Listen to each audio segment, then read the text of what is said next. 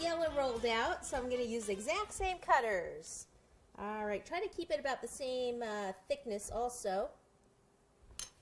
Pop that in and just kind of go like this, just kind of smooth it in together so there aren't any gaps.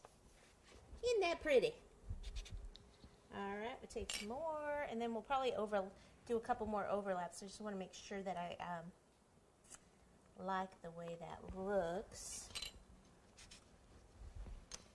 So what I need to do is, this is another reason why I didn't keep doing them, because when I cut the one I realized, well, I'm going to have to cut this out again anyway, like that, and then pop that in there. Of course you could do different colors, but I'm going to have the red and the white on this is going to be, I think, colorful enough with everything else.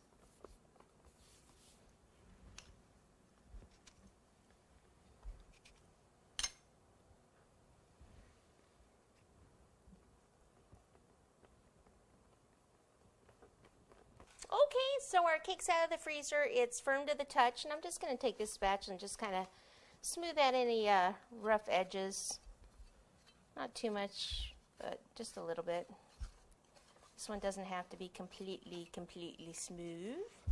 So like this rough one here, just kind of smooth that down a little bit, and we will be good to go. Okay, next, this is a cake divider wheel. So what it is, I keep it on a 20-inch cake board, and it can divide my cake evenly for me.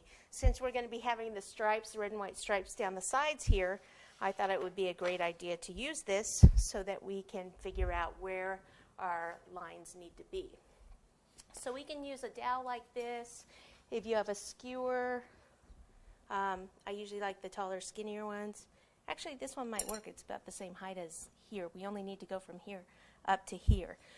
Okay, so the reason we're going to mark it is because the strips are obviously going to be thinner here and then thicker at the base. So let's say if we do, let's see, the 8 and 8 goes from here to here. It's kind of big. 10 inch is from this line to this line. So if I go up here, that would be 10 divisions. And then the next smallest one would be 8. So wherever there's an 8 here, and there's an 8 here. Actually, I would want more divisions. I'm going the wrong way. I would want, let's see, I did 8, 10. I need to actually go up to 12. 12's here, and 12's here. So they would be that big.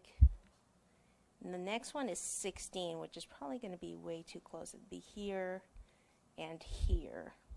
So it depends. Like if I want to do 16, it would be here and here. That's a lot more strips. Or I can go 12, which is here to here. So I think I'm going to go with the 12. Okay, see the difference? 16 is from here to here, and then 12 is from here to here. Okay, so what I need to do is I need to mark it at the base of the cake and at the top of the cake. So if I'm doing the top of the cake, what I can do is go up to this line like this and make a mark like that. Okay, so the next place where the 12 is, go straight on, make a mark there. 12 is here, there.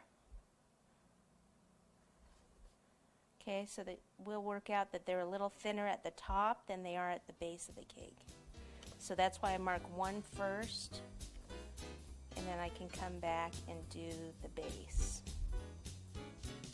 Sometimes you could just go like right in like this, but since I have that groove, you know, I cut out a little bit, that won't quite work the same.